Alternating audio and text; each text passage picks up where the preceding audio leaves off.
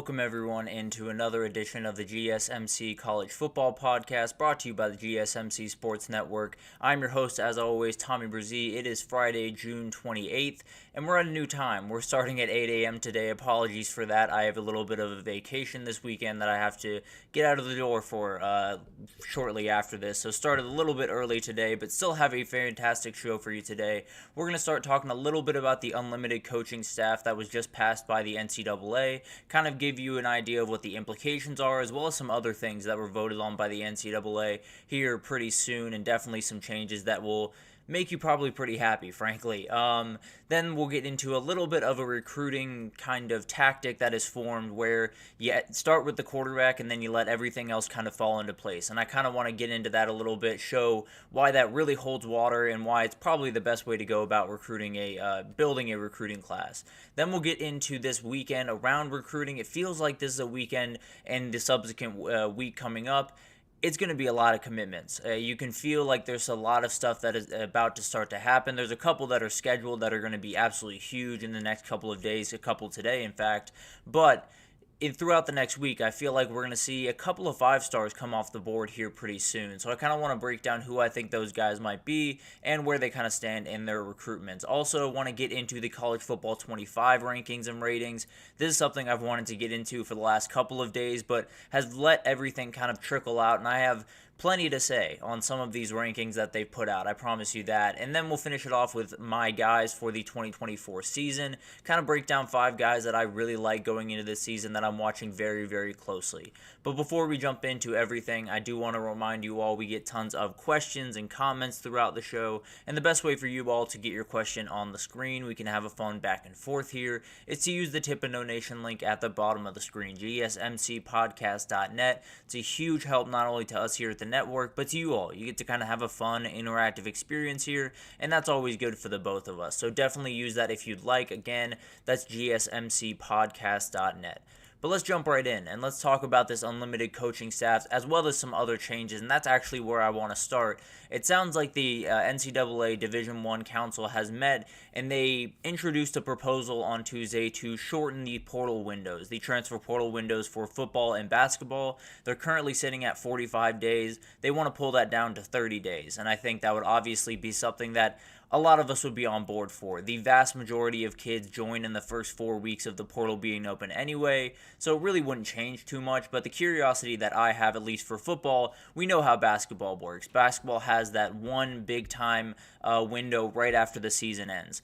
Does football do that type of route for the 30 days, or do they do 15 right after the regular season and then 15 right after the end of the postseason? So it'll be interesting to see that unfold. I've said this time and again, I really hope that they put it at the end of the postseason. I think it keeps everything focused on the football when it should be about the football, and then the recruiting when it should be about the recruiting. So I really very much want them to just put 30 days at the very end of the season, right after the national championship ends.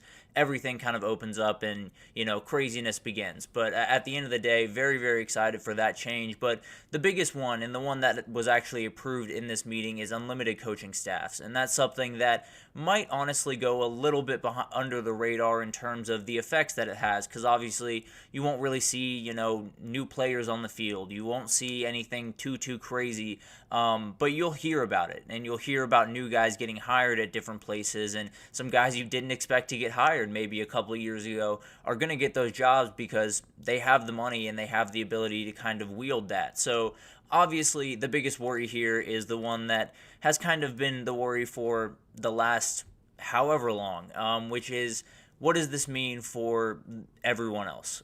Does this mean, the big dogs, the ones that can pay all of these new staffers, do they pull away even more than they already have? And frankly, that's probably going to be the case. There are certain places out there. I mean, Texas already made a hire of a former Michigan State defensive coordinator, Scotty Hazelton. So this is already starting. They're already taking advantage of this, because the reality was before you could only have 10 assistants on field coaching during the game.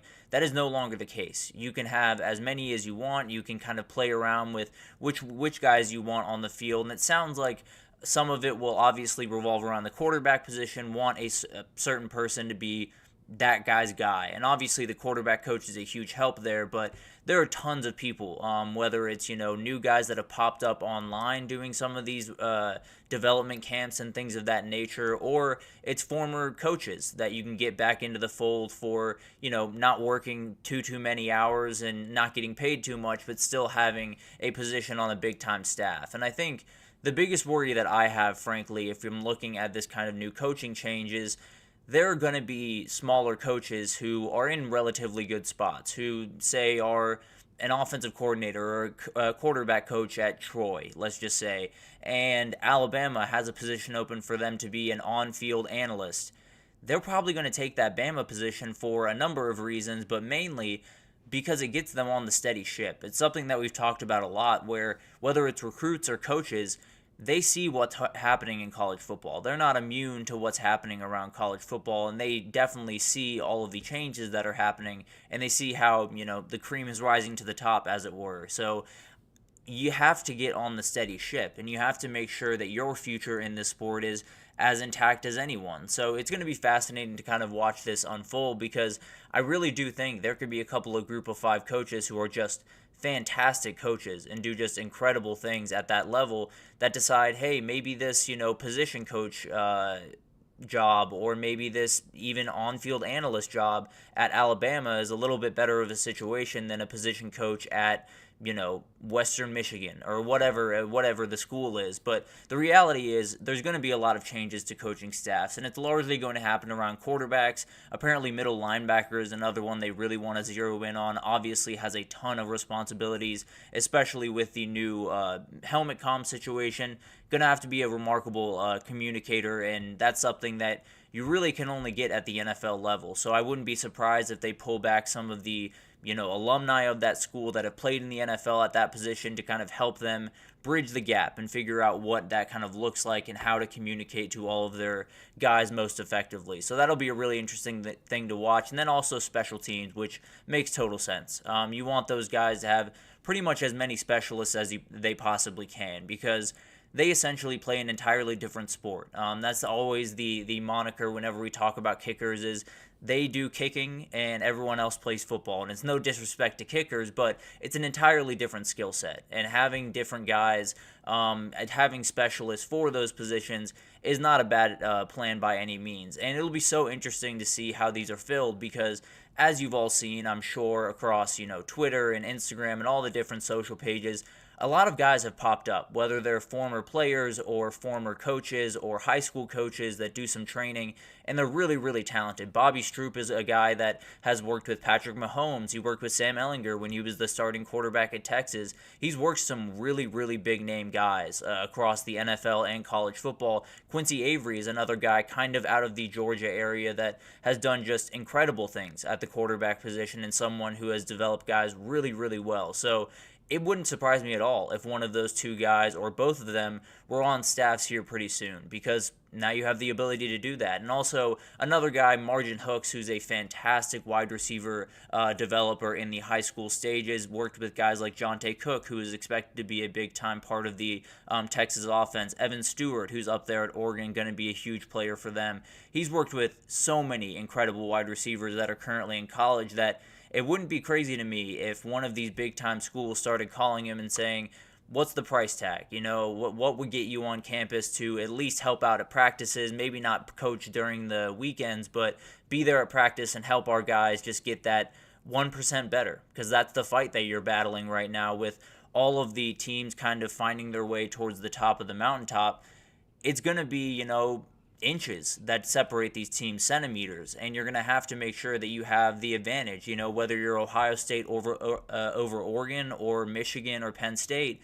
They're very, very thin margins. Or if you're Georgia, kind of battling the Texas and the Ole Miss and the Bamas of the world, it's going to be margins that you're going to have to work with. And if you can add a couple other staffers, maybe those margins get a little bit bigger. So it'll be fascinating to watch. One of the other things that kind of is not as affected here as the on-field coaching staff is the recruiting staff. So the off-campus, it sounds like it's going to stay at 11 people that can recruit off-campus. That obviously includes the head coach, so 10 assistants as well as the head coach. The FCS does have 13 assistants that can recruit off-campus, but let's be totally honest, it's all well and good that they have more people out there. It doesn't mean that they're necessarily going to do better on the recruiting trail. So that feels like kind of throwing the FCS or throwing the smaller schools a little bit of a bone instead of actually, cutting them a piece of the cake that they probably should have. But at the end of the day, this is going to be a very, very interesting thing. It's going to be something that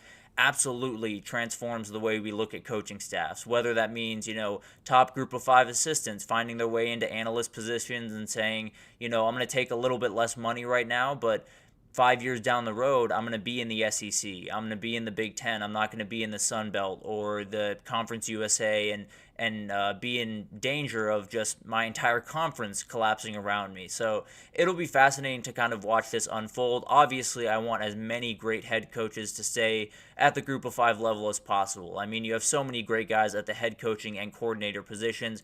John Summerall over at Tulane is one of my favorite coaches in the country. I think Spencer Danielson taking over at Boise State is going to do an incredible job. He was incredible as a DC. Brennan Marion's a fantastic offensive coordinator at UNLV. So you don't want these guys to, jump to the next level just because it's a steadier ship, just because it's the place to be and everyone is all the resources are going that direction. That's not what you want, obviously, but at the end of the day, it's hard to blame a person for trying to do what's best for them and what's best for their future and trying to make sense of the crazy world that we live in right now in college sports. So it's going to be a really interesting thing to watch. I think it's one of those things that you might not notice outright. You might not notice, crazy changes, but some of these guys are just going to get a little bit more nuanced. They're just going to get a little bit better at coming out of breaks, a little bit better in coverage, a little bit better, playing that deep safety or that cover 3, getting back into those zones. The linebacker playing a little bit better in hook zone and being more comfortable in that area. All of this stuff really matters, and it's what changes a team from being a good team to being a great team to being an elite team. So it'll be fascinating to kind of watch all of this develop, but it'll definitely define college football going forward. The haves and the have-nots will continue to widen, I promise you that, and it'll be a very interesting thing to kind of see how the class of these two entities, the top dogs and everyone else, frankly, how that kind of develops and how the gap forms. So it'll be fascinating to watch all of that unfold, obviously. But we're going to take our first break here, and when we come back, we're going to talk about recruiting. We're going to talk a little bit about the quarterback recruiting and how that has become priority number 1. Get that quarterback on the group, and then let everything else kind of fall into place. So we'll break that down right after this, so stick with us. I feel like I'm losing my mind. Is everybody in the world blind? Please, Lord, give me a sign, a sign. I feel like I'm losing my mind. Is everybody in the world blind? Please, Lord, give me a sign, a sign. I wanna be the greatest. Everybody on the fake shit. I look around and feel like everybody is the fakest. I make this every day and I'm impatient, hoping one day I blow up from the basement. Statement, the top is so vacant. I don't hear shit that I think is amazing. Waiting for my day when I'm playing sold out shows for 1,000 faces. Hey, give me that crown. Get in my way and to be put down. It ain't your place, all this my town. If I want that shit, then I'll get it right now. I'm losing it, the noose it fits. I'm losing shit, a stupid myth. You choose to live or choose to dip. You choose to fight or lose your grip and lose a gift. I feel like I'm losing my mind. Is everybody in the world blind? Please, Lord, give me a sign, a sign. I feel like I'm losing my mind. Is everybody in the world blind? Alrighty, welcome back everyone. We just talked about all of the things going on with some of the different changes in the NCAA and in college football in general, mostly unlimited coaching staffs and what that kind of entails for the future of college football and how the gap between the haves and the have-nots are growing even more day by day. But let's jump into quarterbacks recruiting, and it's a crazy world out there in recruiting. It's a very much of a battle. It's a little bit of a nimble dance. You got to figure out how to build the staff, what moves to make at the right times. You don't want to have guys committed too early because then they might decommit and you have a ton of people going after them. You don't want guys to commit too late because then you might have missed the ship and then they might have already committed or are locked in with another school. So tons of stuff can kind of go wrong in this recruiting world, but the reality is one thing that has kind of taken form over the last couple of years is get that really highly rated quarterback on board early and then just let others follow, because that is obviously going to be the linchpin of your class, and it can really kickstart a lot of things going into the rest of your recruiting cycle. So it's a really, really interesting thing that's kind of going on throughout the recruiting world. And one of the things that kind of not made me hip to this was always a thing, but that guy right there was a huge piece for Texas. He came in relatively early on in the cycle. He committed with, I believe, still the only tweet that he has ever tweeted was his commitment to Texas, and guys just started flowing in. The Jonte Cooks of the world, the DeAndre Moore of the world, all of these guys immediately started looking at Texas. And it's a real thing. It's not necessarily just because he had that number 1 next to his name or because his name was Manning, but I absolutely can promise you that helped. The reality is all these guys want to play with elite quarterbacks. The quarterback is the linchpin of the team. He is the center of the team. He is the leader of the team. And getting as many of those guys, or getting the right guy on your recruiting class immediately and then just letting everyone else follow him, has kind of been the path. And it's happened, across a ton of different recruiting classes. It's happening, obviously, with Arch Manning last recruiting class, but happened with Bryce Underwood this upcoming recruiting class, and it's happening with that guy right there. Tavian St. Clair is absolutely someone that has been as big a part of what this Ohio State class is as anyone. He has been in Columbus so many different times when big-time recruits are there, just making sure that he's one extra recruiter for Ohio State to use during those visits. And it's a really, really good way to go about business. I mean, we talk about relating to recruits and how coaches can go about that and how it's getting more and more difficult, let's be totally honest, to relate to all of these recruits. And the people that can do it the best are the guys that are going through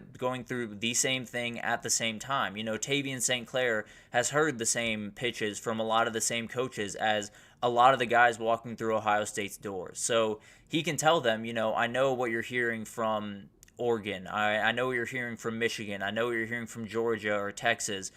But this is the place to be. And I can tell you why, because I have my reason why. And I think that's a huge thing, especially coming from that position, because he's the position. He knows that all of the eyes are going to be on him the second that he steps on campus. And if he's that confident to go to this university, I'd be pretty confident too, I'll be totally honest. So it'll be fascinating to kind of watch this develop over time, but 9 of the 20 participants in the Elite 11 finals have made their decision before the 2023 season, so they were locked up before their their senior season, So a lot of these guys like to get it done before their senior season, go in with kind of a clear mind, and then just let things roll from there. And it's a really, really good idea because you can find your way onto campus a couple of times when you need to throughout the season. You can focus on your high school career, obviously coming to a close here pretty soon. So you want to put as much as you can into those into that last year, and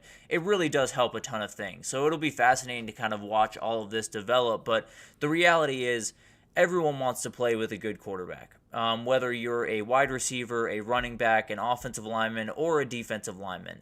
There are many defensive players that started looking in the direction of Texas when Arch Manning signed, or started looking in the direction of LSU when Bryce Underwood signed, because that stuff really matters. It makes you believe that this program is heading in the right direction because they've nailed down the most important part of their program going forward, which is the quarterback position. So this has been happening across this class in particular a lot. Obviously, we talked about Tavian St. Clair. He is building out one of the best classes Ohio State has ever put together. He is a huge part of that. I can promise you that. Julian Lewis is another one where USC's class really took off right after he committed. It has taken a step back, let's be totally honest. Lost guys like Justice Terry, Isaiah Gibson, Hilton Stubbs did decommit yesterday, so not necessarily everything going perfectly for USC, but it doesn't change that there was a boost when he joined on, and he is someone that is super important to their super important to their recruiting efforts going forward. So it'll be fascinating to kind of watch that develop. I think he's someone that you really hope you can keep on that in that recruiting class, because if you can, guys are going to come with them. But the reality is, Auburn's pushing really hard, Colorado's pushing really hard, so USC is going to have to keep Julian Lewis in the group, because it could get a little bit ugly if he doesn't, frankly.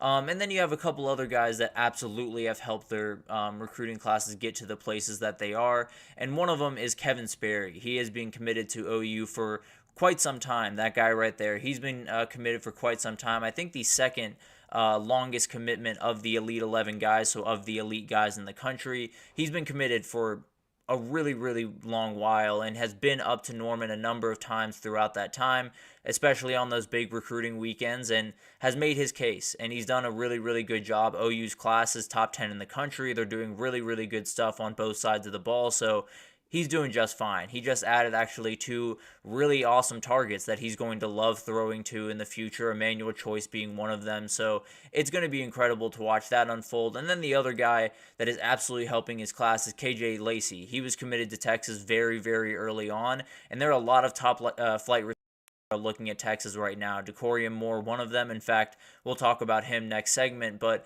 Decorium Moore, you have Khalik Lockett, you have Jamie French. All those guys, it seems like Texas is leading on. It wouldn't be that case if KJ Lacey was not in this class, because they know who he is. They know how confident he is and how accurate he is probably the most important part of that. So it'll be fascinating to watch. 2 of the top 4 quarterbacks and 7 of the top 11 quarterbacks in the 2026 class have already committed. So it gives you an idea. This is going to continue into the next class. We talked about Bryce Underwood. He's played a huge part in what LSU has done early on in this class, bringing in Harlem Berry. They got Decorium Moore. He has since decommitted, but the reality is he is a huge person and definitely will be a big-time recruiter for them. So this is not something that is going to go away by any means. In fact, I would bet this is going to become more and more a part of the deal, and frankly, part of this is just kind of the way of recruiting. If you're a quarterback, you almost need to lock down your spot before your senior season, because some of these schools move right along to the next class right at the start of their season, because that's the way quarterback recruiting works. You want to get that guy on your team as quickly as possible and in that class as quickly as possible. So sometimes you might just miss the boat, and that's the thing that you kind of have to balance between making the right decision but also not missing out on a shot to play for the team that you really want to play for. So it'll be kind of interesting to see how this develops, how everything kind of goes about it. But the reality is recruiting is a constant fight. You're never going to be comfortable with the commitment. You're never going to feel like you totally have a guy until they fully signed. Let's just be totally honest. But it doesn't change that when you have a quarterback, it makes things infinitely easier. It puts you, about 2 miles ahead of everyone in the race. So you have that ability to bring in guys, to add some really, really high-level guys. And not only that, but there are certain restrictions on what coaches can do in the recruiting world. There's not as much on high school kids talking and, quote-unquote recruiting other high school kids during that time. So you can do it 365 days a year if you're a high school senior, and that's a huge chip for a lot of these people. And the quarterback is the one that everyone turns and pays attention to. So it'll be really, really interesting to see if this continues to be the case going forward, or if this is something that kind of fizzles off. But the reality is the top 2 quarterbacks in the 2026 class are Jared Curtis and Dia Bell. They've committed to Georgia and Texas respectively. So look back in about a year from now, maybe set your clock for about a year from now on June 28th and look at those 2 classes. I can almost promise you they're top 3 or 5 in the country, because those guys are going to be huge in their recruiting efforts, whether it's getting them on campus to help guys recruit or just talking to them through text and saying, this is a special place, you want to be here, I promise we're going to win a national title. So it's going to be fascinating to watch this develop. Definitely will be a ton of guys that absolutely have huge effects on the recruiting class, because that's become the way of things. When you got that quarterback in place, there's a lot of things that come around it, and that absolutely helps a lot of things. And everyone turns attention when the quarterback speaks. He's the leader of the team. He's the leader of a recruiting class. And whenever anyone sees that, top quarterback or one of the top quarterbacks reach out to them, they're going to reach back out. I can promise you that. So locking up a Tavian St. Clair, locking up a Julian Lewis, locking up a Matt Zollers or a Deuce Knight, is huge for these teams, and it makes things so much easier, not only for the coaching staff, but for some of the kids making the decision, because they get to hear from someone that has heard all the pitches in the world and understands that this is the one that they want to listen to. So it'll be really, really interesting to see all of those classes in 2026 develop, and the ones that are developing this year. I mean, another one, Keelan Russell, that we should have talked about. 7 guys have committed to Bama since he committed. So it's just crazy what a quarterback can do for a recruiting class. But we'll talk about all of the different things happening in recruiting in the next segment.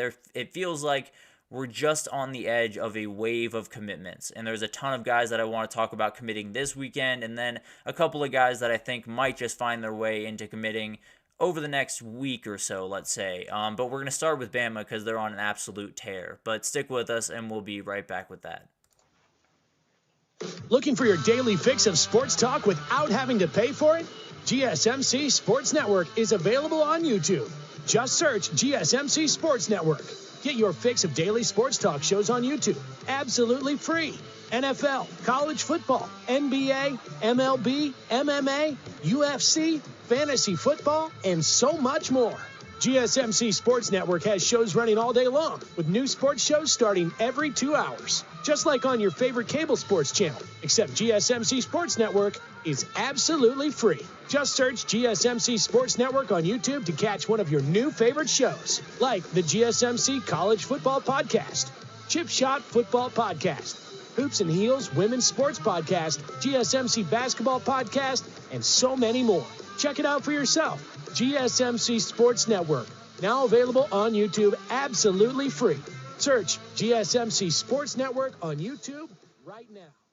Alrighty, welcome back, everyone. We just talked about recruiting a little bit and talked about the kind of new way of things in recruiting, which is get that quarterback in your class as quickly as possible and then let everyone else kind of flow in as they please. So that is definitely going to be an interesting thing to watch as we kind of get a few years down the road, see if that holds up, if that gets even more of a deal, or if that kind of tapers off a little bit. It'll be interesting to watch. But let's get into some of the commitments that we could be seeing in the coming days. We have a couple of guys that are set to commit today, and we'll start with one of those guys here in a second. But it feels like there's been a lot of stuff happening, right? You know, June is kind of that visit month where so many guys are out on the road. They're at a new place every single weekend, getting a new pitch, and there's a lot of confusion around it. There's been so many different, crystal balls going in for guys, and then new crystal balls going in for the same guys. One of the guys that has always gotten, I feel like he's gotten 4 different crystal balls at this point is Caleb Cunningham, one of the very talented wide receivers in this class.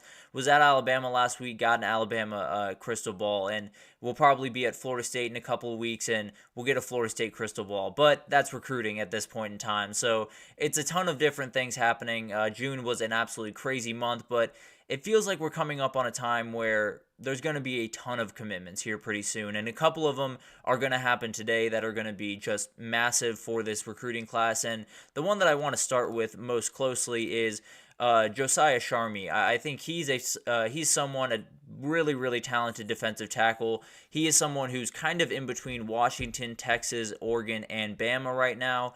It looks like Bama got the last official visit, which is absolutely huge for them, obviously. And he was already committed to Kalen DeBoer when he was at Washington. So Washington, at least if you look on all the recruiting websites, will be the quote-unquote leader.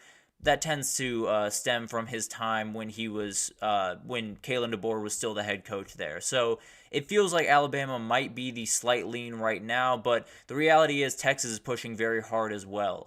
Alabama does have a couple of ties to his high school, which very much helps. Courtney Morgan, the fantastic general manager over there at Bama, has tons of California roots, so has been a big part of this recruitment. Also, Austin Mack, a very talented quarterback for Alabama, went to his same high school, as did All-American for Alabama back in the day, Jonah Williams. So a ton here that they can kind of pull from and use on this recruiting trail. And if they can get this guy to commit, I think it'll be the 8th guy that is committed since Keelan Russell flipped from SMU. So like we were just talking about, that quarterback comes into play and everything kind of follows after that on both sides of the ball. So it's a pretty remarkable thing that they be able to pull off. Obviously, I talked about how most of the recruiting sites are going to say Washington's the leader.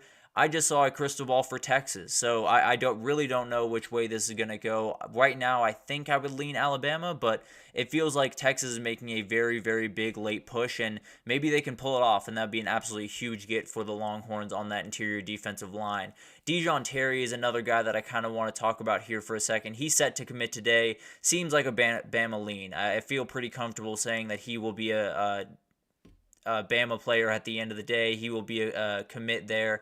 I think UGA and LSU are still fighting for him, but I expect Bama to win out and add a big-time cornerback to this class. But let's move on forward and... Oh, excuse me. Apologies for that. Let's move on forward now, and let's talk about Gregory Xavier Thomas, a very talented safety out of American Heritage High School. If you know anything about American Heritage, you know this kid can play football. There's no two ways about that. He is going to be in Florida State this weekend, and it looks like a commitment could be coming here pretty soon, shortly after that. So Florida State has been picking up a ton of energy in this commitment, and frankly, they need it. They're number 65 in the country right now in recruiting. They are very, very far behind. Now, they only have 6 guys on the in the class, and obviously Florida State is one of those teams that leans a little bit more into the portal realm of things than some others, but still, they need to kind of pick up the steam a little bit and at least get into the top 25, 20 classes, and they can do it relatively quickly, but got to start adding guys like Gregory Xavier Thomas here pretty soon, that's for sure. Another DB that I want to talk about is Dorian Brew, a very, very talented cornerback that is one of the top cornerbacks in this class. He's out of Conroe, Texas, a very, very, very talented high school that definitely produces just elite players pretty much every single year. It looks like Ohio State and Texas are fighting over this one. Ohio State would tend to be the lean here if I'm had to imagine, but there are still teams out there, Texas, USC, Oregon, LSU, all really looking to try to push in the last second to pick up this kid. It's likely going to be Ohio State. I feel pretty confident in that, and if they can pull that off, this DB class for Ohio State is just as ridiculous as the DBs that they have currently on roster. So it's just insane what they've been able to do up there, and it's just not going to end anytime soon, it seems. So this is a guy that absolutely could be an immediate player for them, especially with all of the guys walking out the door after this year. So definitely would be a huge time player for them to lock up, but it could mean if Ohio State were to lock up Dorian Brew, it might come at the expense of Trey McNutt, who is a very, very talented safety, and he is on his way to Eugene right about now to take a trip to Oregon. I don't know if anyone else has kind of gotten this inkling throughout this recruiting cycle or really throughout the last couple, but when everyone goes to Oregon, it feels like everyone leaves just massively impressed, especially since Dan Lanning has taken over. It feels like a recruiting trip to Oregon is just a little bit different. And I think we all know why, with all of the different jerseys they get to put on and the Nike and everything around that school is obviously incredible. But it feels like even more recently, there's that energy around Oregon that hasn't been there really since Chip Kelly was there. And there's that juice that you feel that Oregon can, compete with anyone because Phil Knight was right in their back door, and they absolutely can get that guy to open his pocketbook really whenever they need him to, and definitely has been a huge help to them, not only through the NIL realm, but also just being there.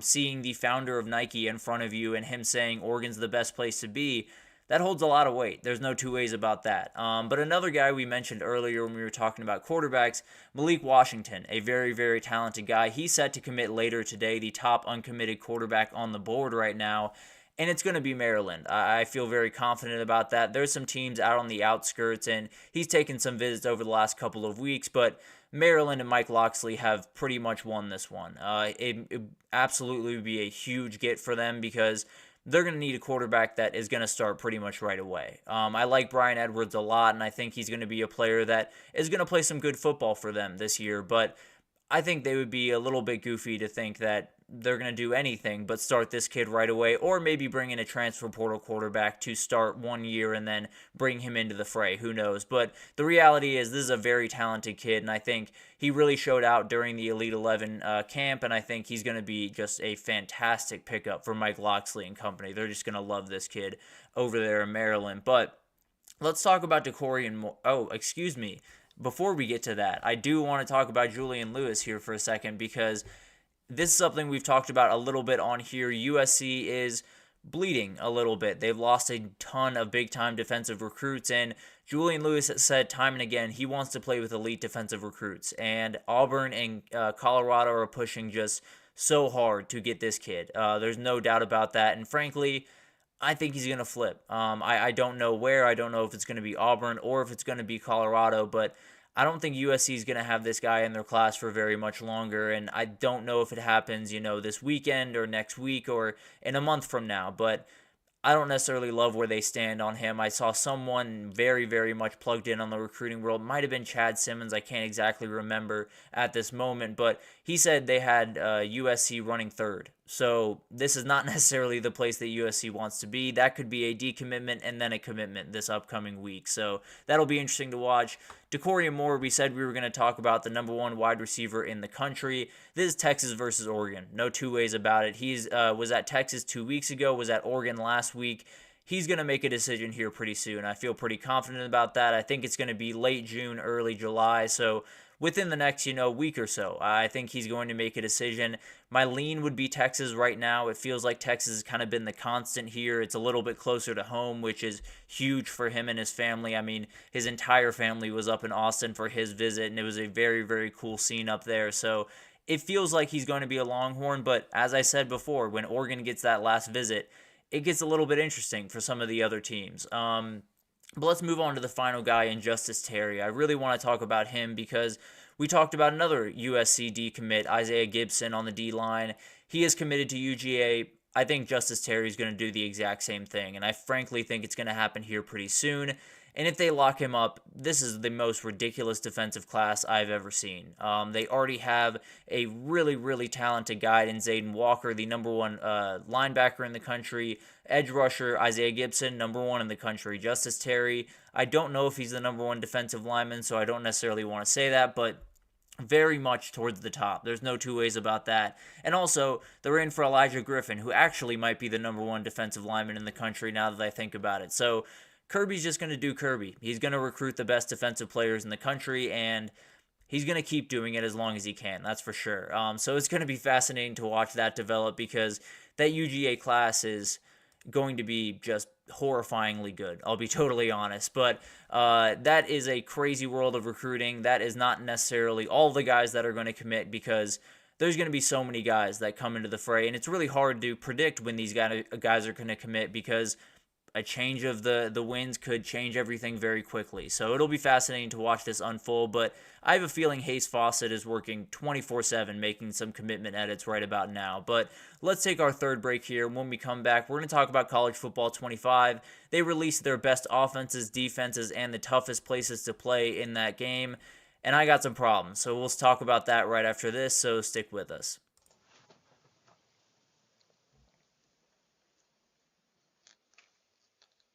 For the best and latest podcasts available anywhere, go to the podcast app on your cell phone and type in GSMC to access free content-rich podcasts on health and wellness, book reviews, sports, entertainment, relationships, social media, movies, technology, finance, and even weird news. Subscribe and download the GSMC Podcast Network's family of shows, available everywhere podcasts are found.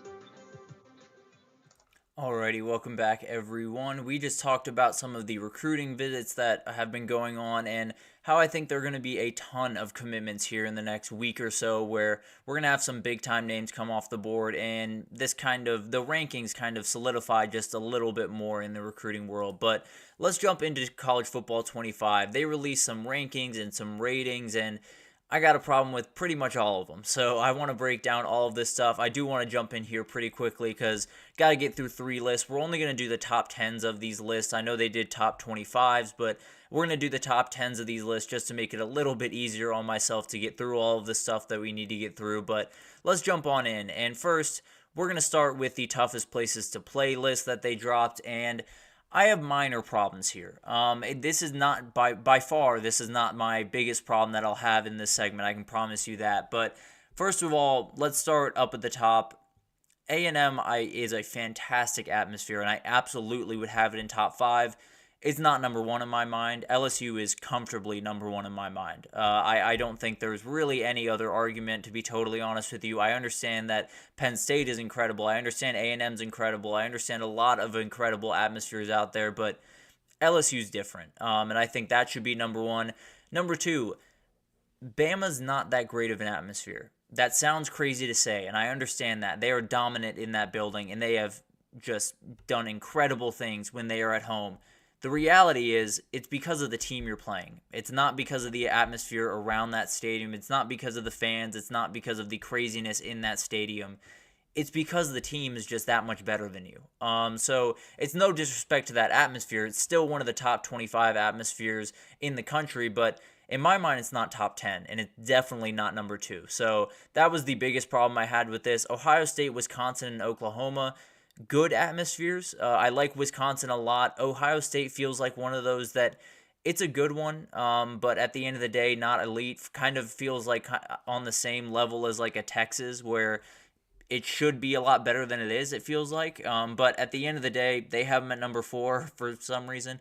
I think Georgia might be a touch high here, to be totally honest with you. Sanford is an incredible stadium, and I've been in it a number of times, but I don't think it's a top 5 atmosphere if you were to ask me. I think Auburn and Tennessee being left off here is just insane. Jordan Hare is absolutely off the charts incredible. Neyland is right up there with any other stadium in the entire country, so that doesn't make a lick of sense to me, if I'm being totally honest.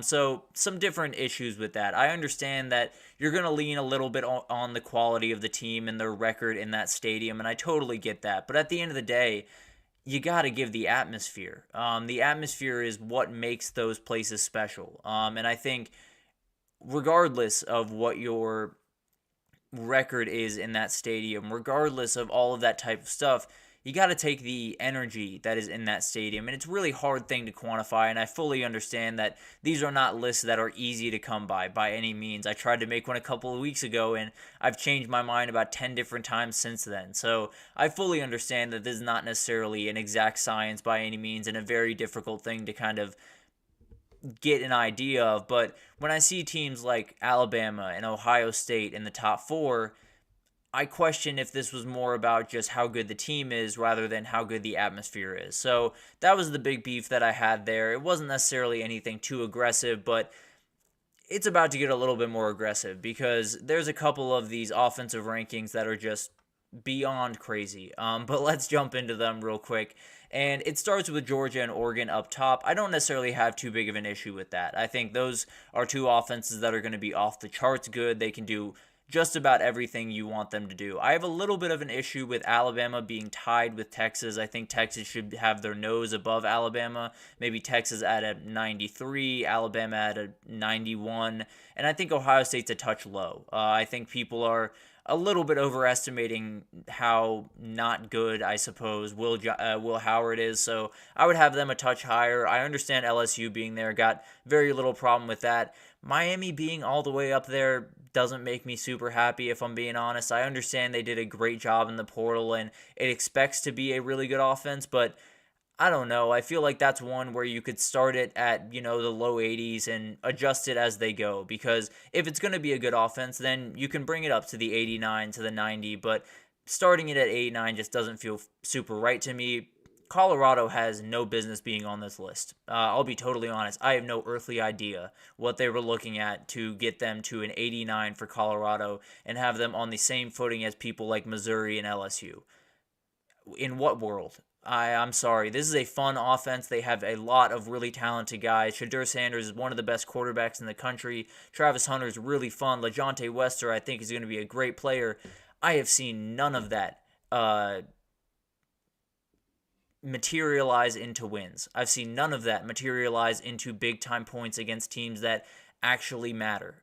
So it's no disrespect to Colorado. I think they're building something out there, and I think the offense is going to be much better this year, but it's a far cry from an 89 and being one of the top offenses in the country. I can promise you that. And then the final one, Clemson being in the top 10 makes absolutely no sense. Clemson was just not a good offense a year ago, and they've done some things to get better at certain positions, particularly wide receiver, but I have no idea if all that's going to work. The way that I saw it last year was Cade Klubnik and Garrett Riley were on two totally different pages. And if that's the case going into this year, it doesn't matter who's catching passes. It doesn't matter who's running the ball. It's not going to work. So I think Clemson being in this group is just a little bit goofy to me. Ole Miss being this low, I don't necessarily love. It's a fantastic offense that was really, really good a year ago. So I don't necessarily understand how they're on the same footing as people like Utah and Penn State and Clemson. But, you know, that's the ratings that they had. Apparently they went off PFF grading, which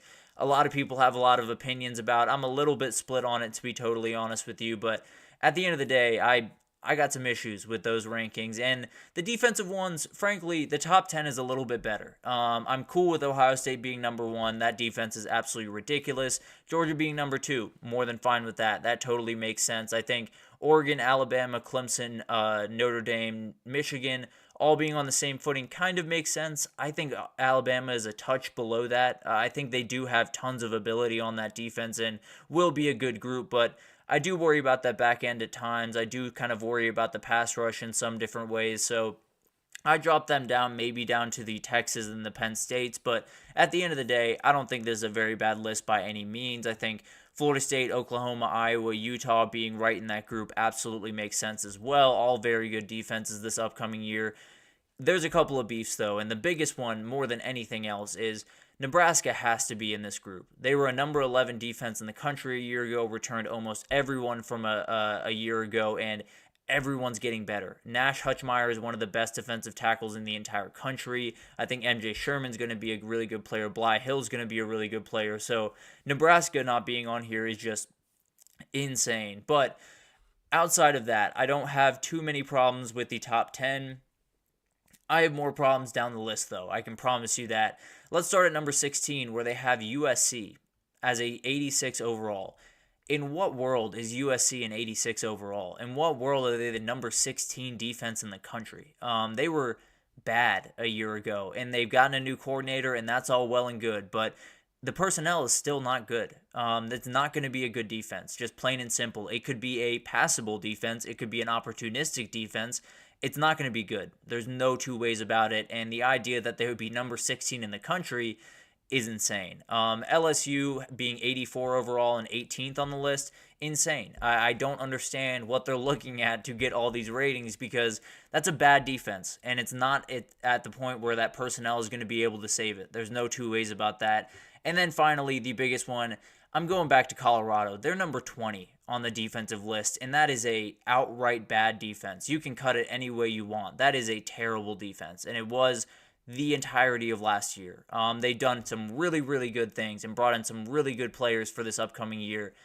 It's still a bad defense. It's still a defense that has a front line that can play really good football for the majority of the game, and then a backside that is not going to be good, and a depth that is going to be pretty terrible, to be totally honest, if I'm being honest. So I don't necessarily love these ratings too much, I'll be totally honest, but one of the things I did love were the sights and sounds that came out of this game. That's the thing that gets me so excited. You see all the traditions going through, and there's going to be so many of them. You know, you have absolutely everything you could possibly want. The Howard's Rock touching it as they go down onto Clemson Field. The ASU Sun Devil and the FSU Seminole spearing the field before the game.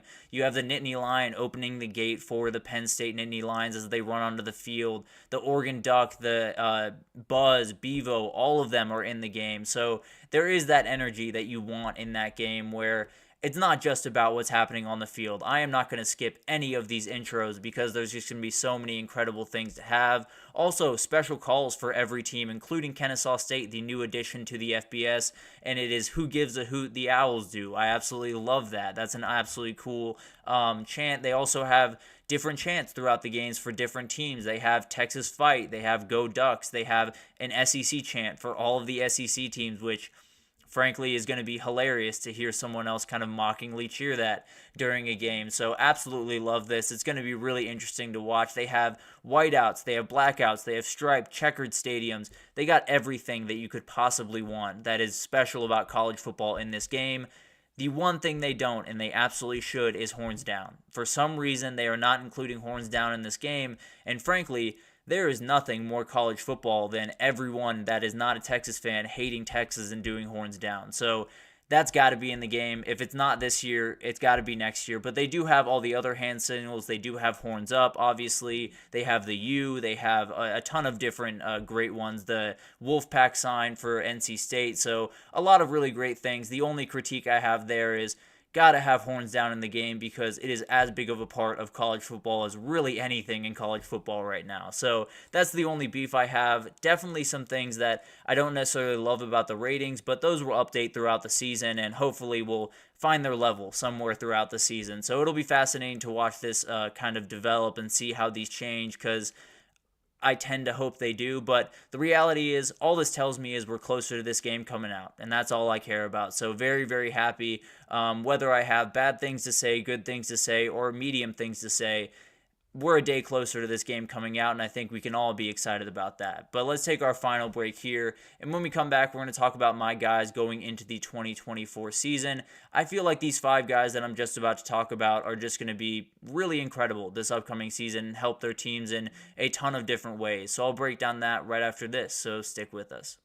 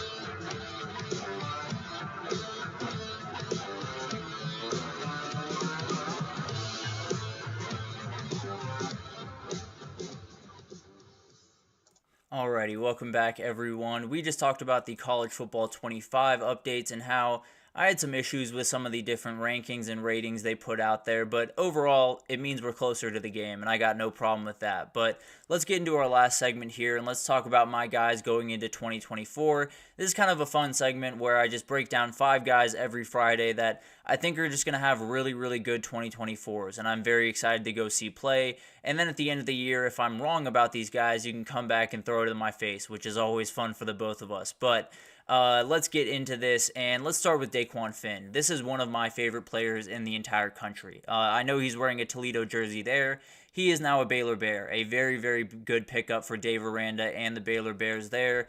He's going to start at quarterback, and the reason is Baylor doesn't have a lot of offense to speak of.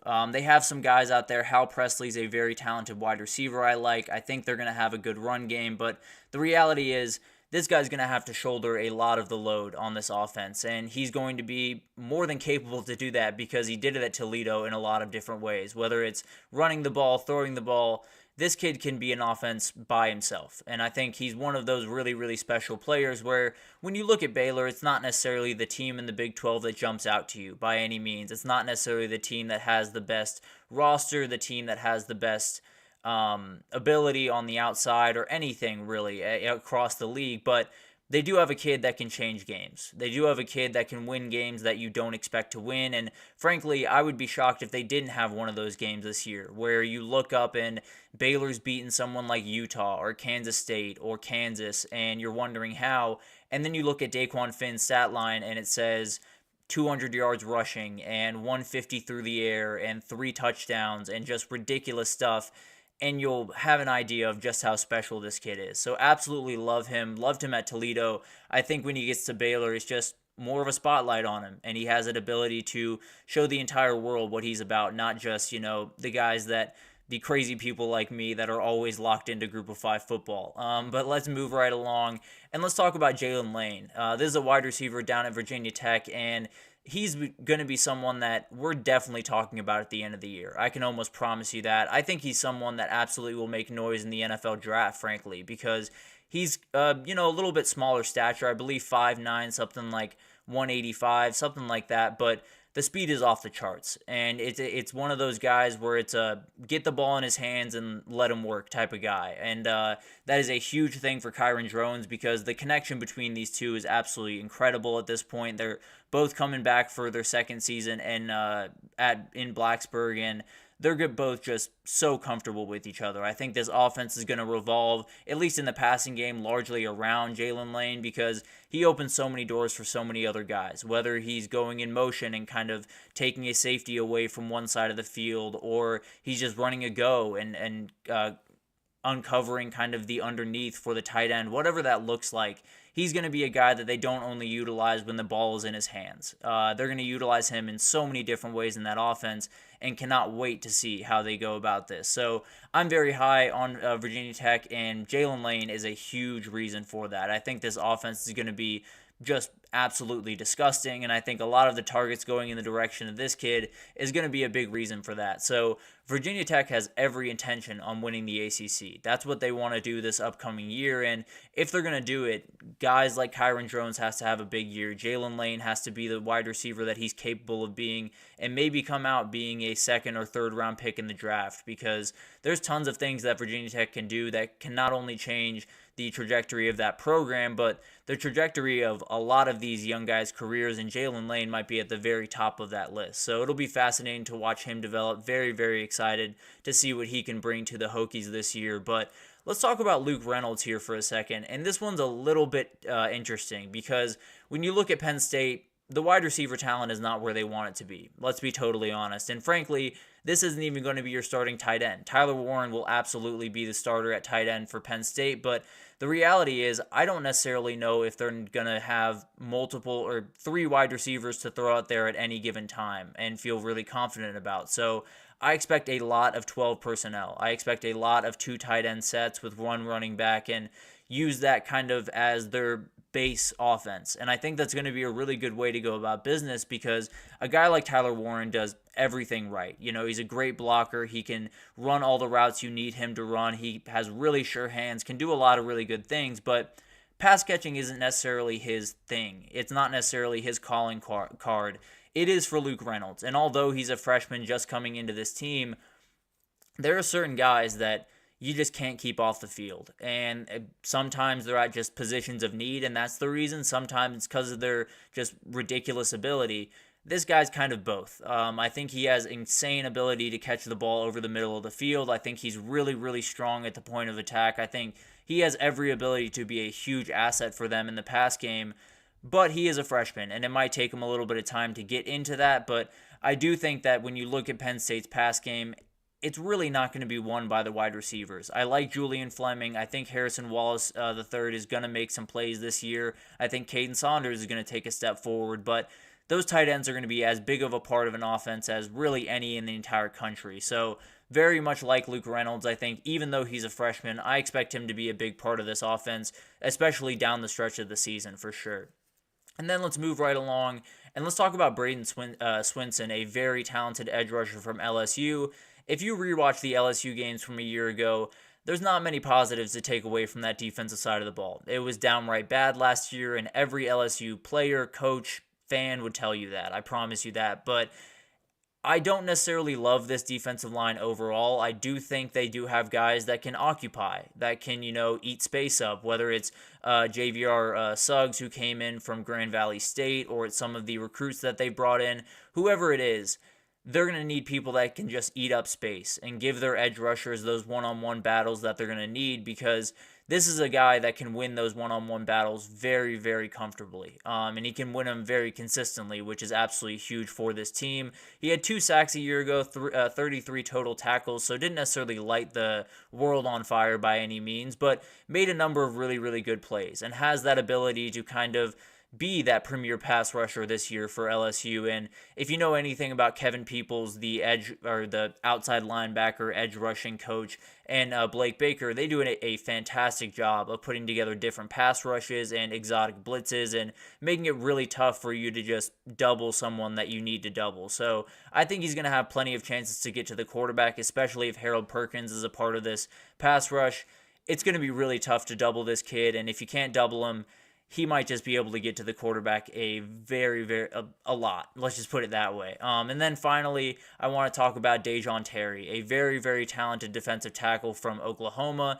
And I think when we talk about Oklahoma, everyone looks at the defensive tackle position. And before Dominic Williams, it was all, they have no one there. They're not going to be able to hold up. And frankly, they needed Dominic Williams. They absolutely needed that addition. But Dejon Terry is no slouch. This kid can really, really play, and he's one of those guys that I think fits really well with what they're trying to do over there at Oklahoma, where those defensive tackles aren't going to be, real big pass rush guys. That's not necessarily their skill set, and that's not what Brent Venables wants from them. He wants them to eat up as much space as they can, be really good against the run, and let their edge rushers like Ethan Downs kind of just eat on the outside, and that's a huge part of this defense, and Dejon Terry can do that. He can eat up space as well as anyone. There's no two ways about that, so this duo just has to be strong between Dominic Williams and Dejon Terry. If they're not, the entire defense will suffer, whether that's edge rushing being a little bit less good than it could be. And if edge rushing is bad and you can't get to the quarterback,